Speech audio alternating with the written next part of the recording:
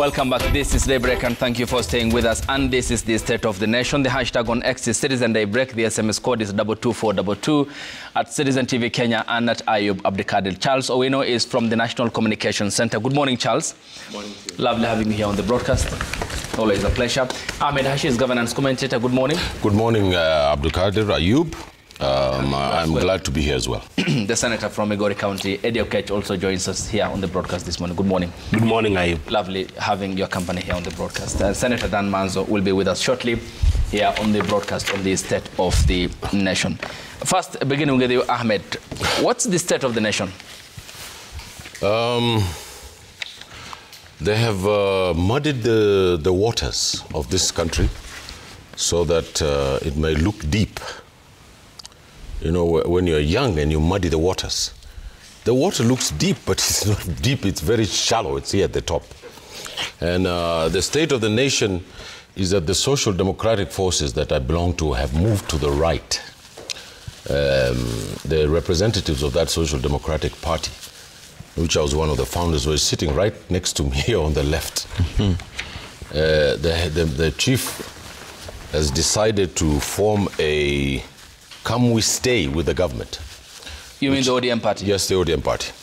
And it seems that under the guise of we are saving the republic, my former orange men have now muddied the waters, that they've actually made it deep enough for them to all sink in a bizarre twist of fate.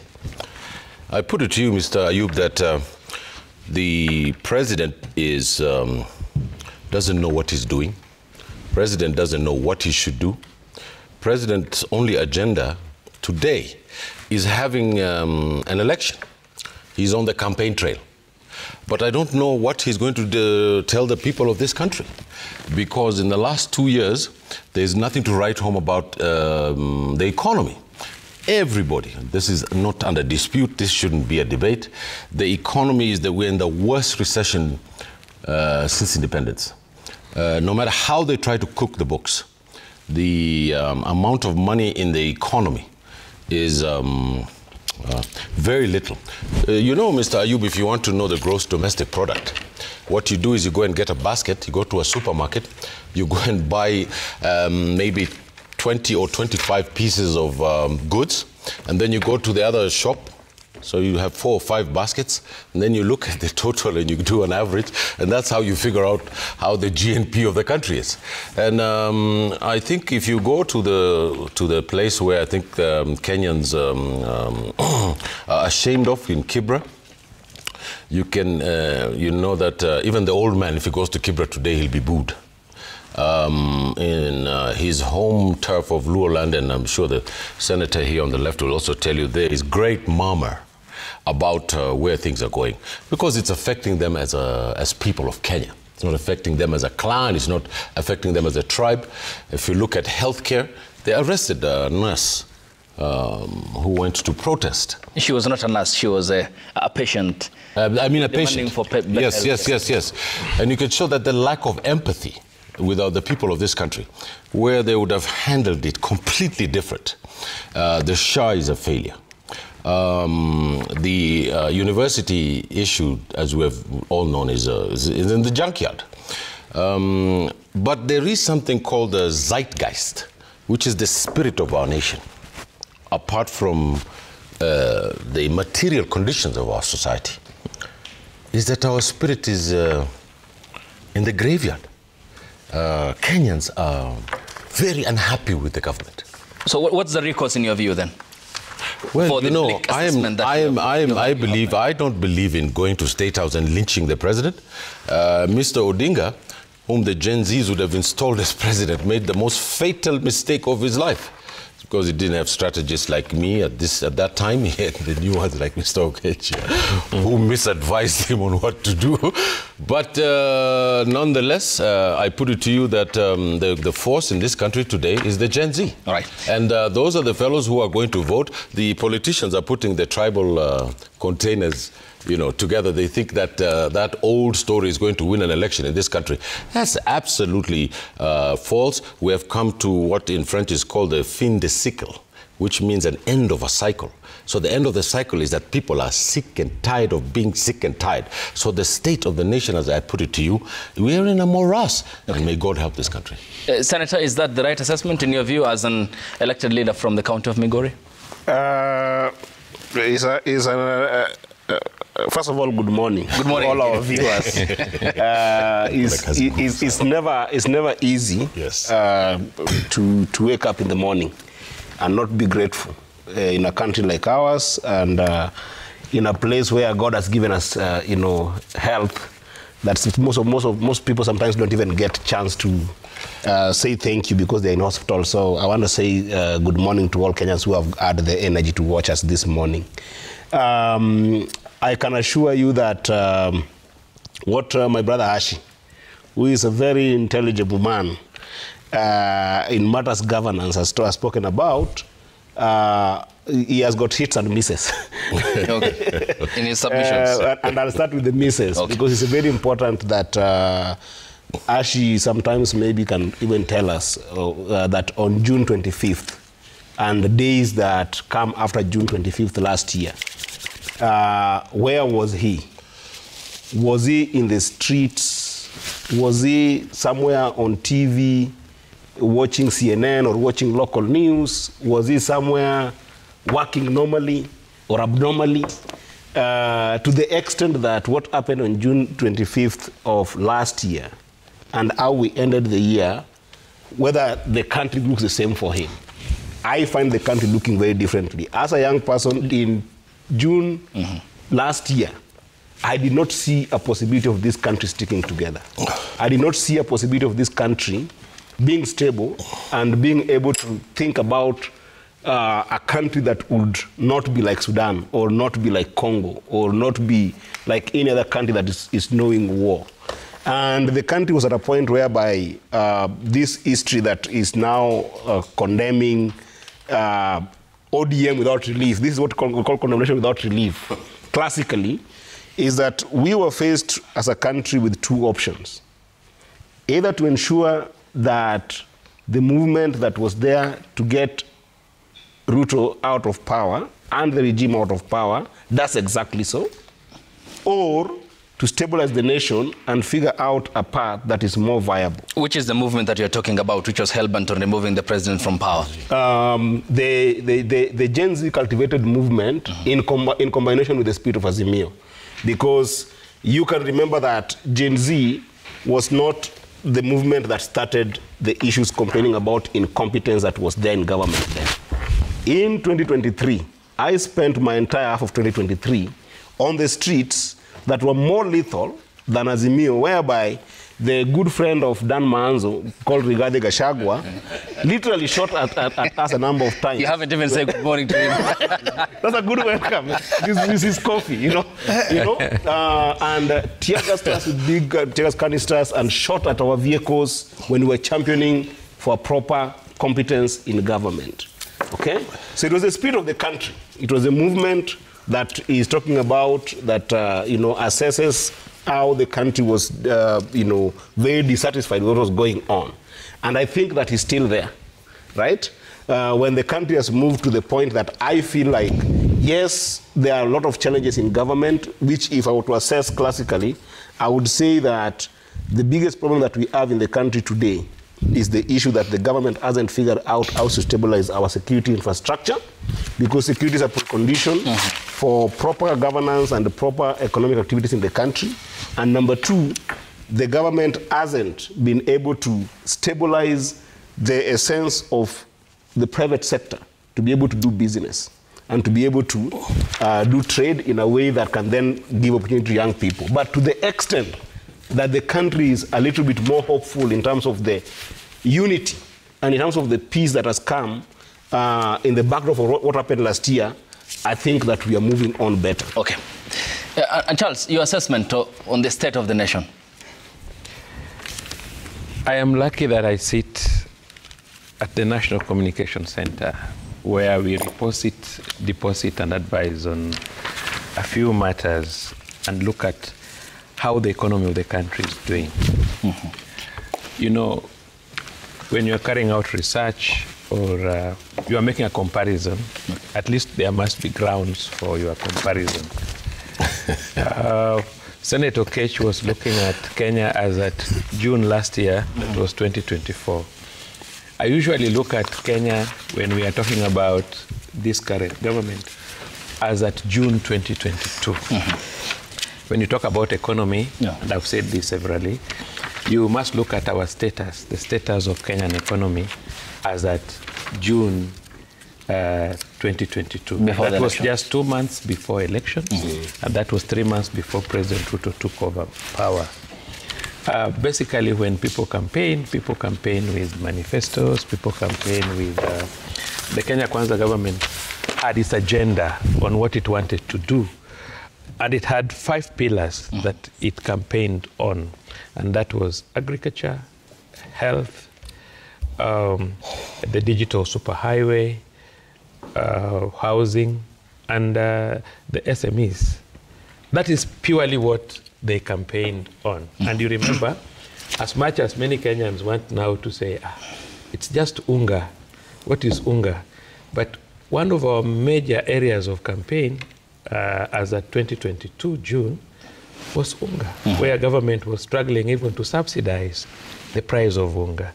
And you know what government has done? I know many people take it to be petty when you say government subsidized fertilizer. We were able to get larger acreages. We were lucky also, the weather was fair. Yeah.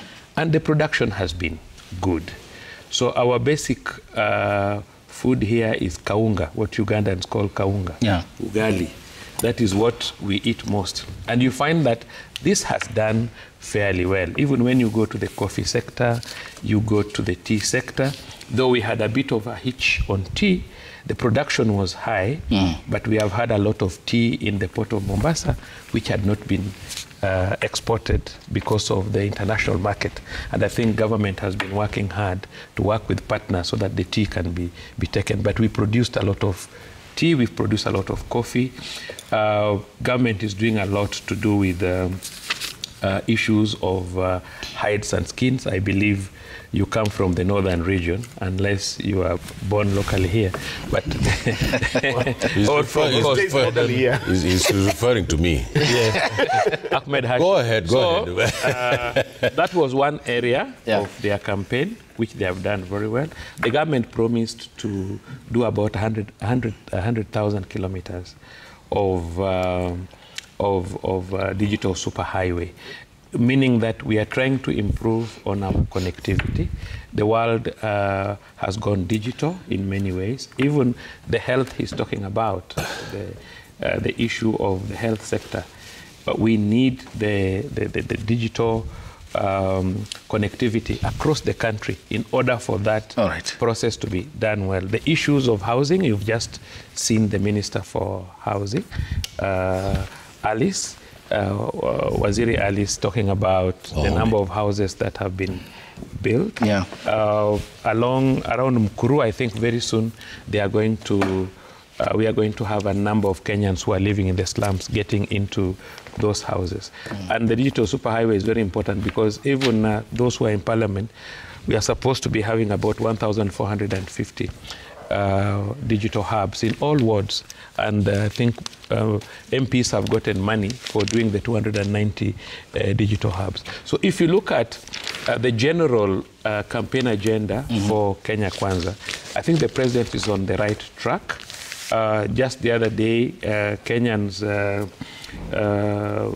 report on status of economy internationally has improved. Okay. We have been paying our loans. We have not defaulted in the loans that we have been paying. And you know very well that one of our biggest problems is that, as at that time, our biggest problem is the amount of loans that we have was taking up to about 70% of our GDP. And we have to struggle and pay. We cannot start blaming the former president for what we did. But as a nation, we need to accept that we have done fairly well. Kenya is on the right track. There may be small issues here and there, but the problem we are facing is guys who have been weaponized, like who would not want to unite the country. Yes, we may have our differences, and there's nothing wrong for those in opposition to point out weakness. Okay.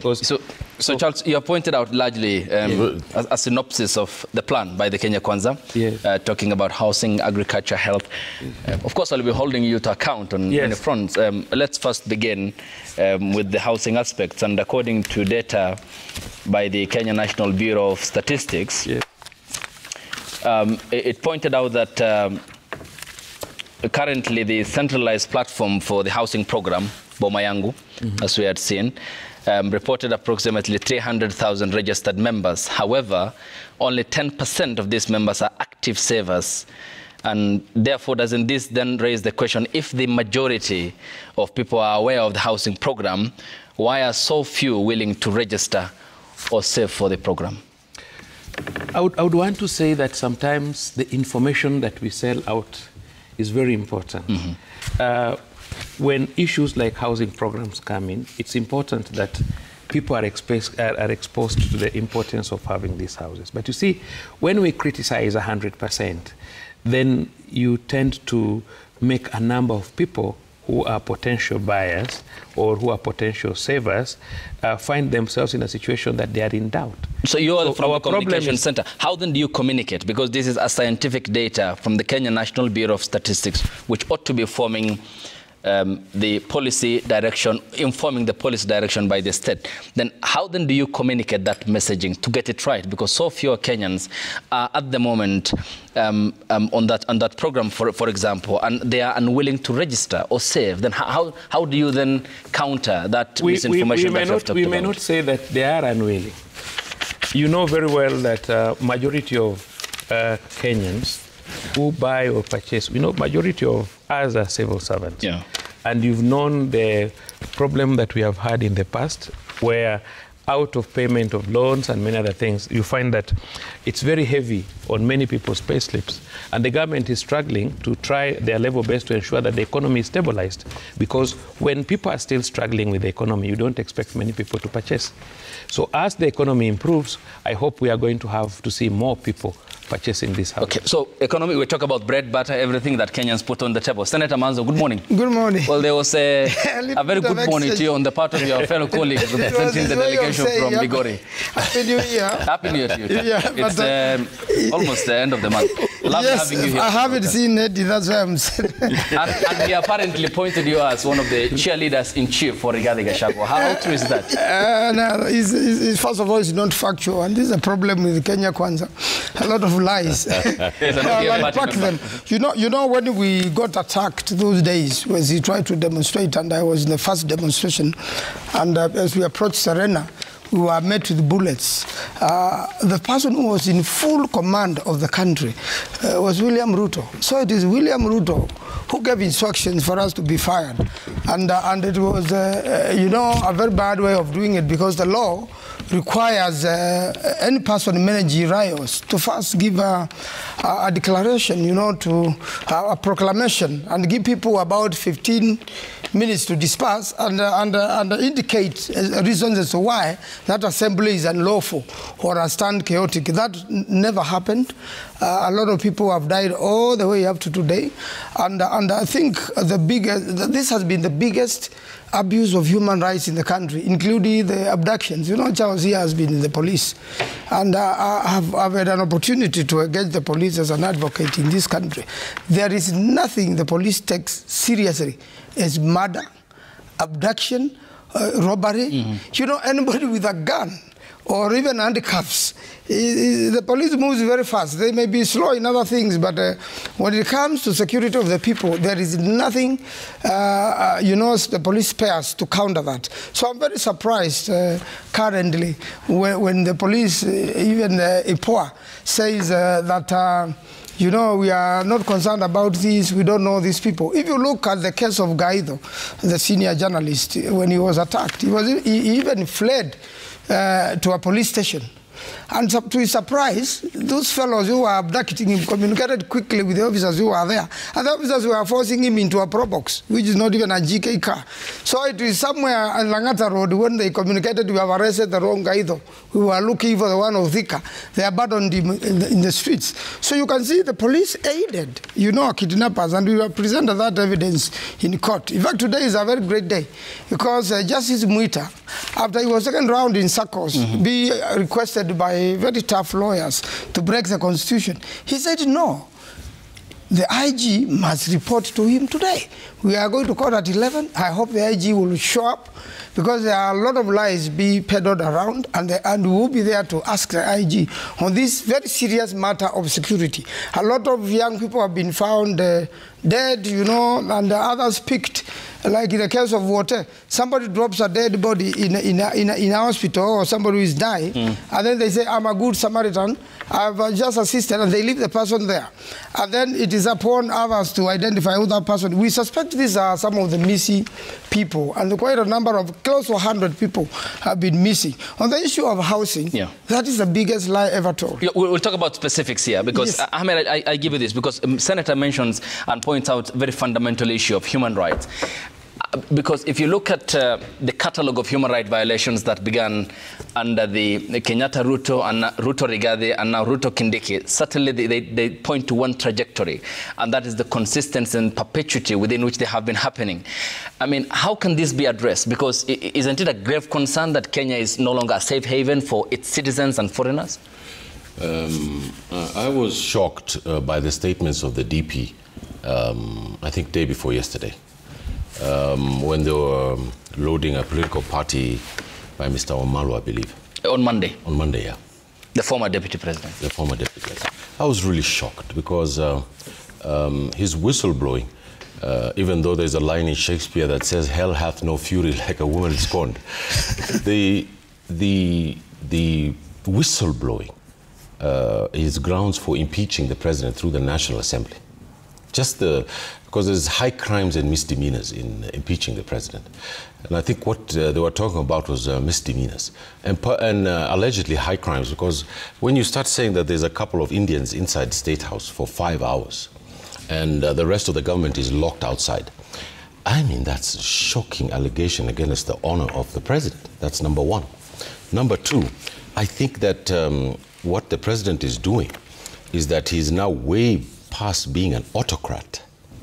He has now assumed the awesome powers of an imperial presidency because he's killed the judiciary. The National Assembly, we know what's going on. I mean, it's an open secret on the streets. The tribal coalition that is in the National Assembly is appalling. When the philosophy of the country is based on the thinking of Farouk Kibet, we are lost. We really are lost. And I think that my former party members here are sitting in the government, and the experience of being in an opposition or trying to be a talisman in this country so that we can get a better Kenya is based on a philosophy that the Kikuyus refused to give us the vote, and they have now their comeuppance. You know what a comeuppance is? It means that when you get the revenge cycle is what Kenya now stands for. It's just appalling. The politics of the social democratic movement in this country is being killed by the man who's in charge of it, the captain himself, who has shaken hands with the most right-wing president we've had in this country since independence, probably in the same level as Jomo Kenyatta and Daniel Toroitich arap Moi. He is trying to turn the clock back. He's trying to change the constitution. He's trying to extend his term. He's abducting people who don't agree with him. I'm surprised that I'm still going to my house in the evening, even though there's a lot of cars that follow me sometimes. And because maybe I worked with him at the Pentagon as a strategist, and I was, in charge of that thing. And maybe he knows where my heart is, and it's truly patriotism in the country is dead. Now let me talk about Sukuma Wiki and Ugali. Okay, we'll talk about Sukuma Wiki and Ugali because I had put that on hold as well for Senator Manzo, because that's what matters to Kenyans. And as we discuss the state of the nation, then we discuss the state of what's in their pockets and the value of the shilling. We'll be referring back to that report by the Kenya National Bureau of Statistics. Two senators, Charles and Ahmed, we're back with more after the break here on the broadcast. And we welcome your contributions, which will be sampling in the course of Daybreak here on Citizen Television.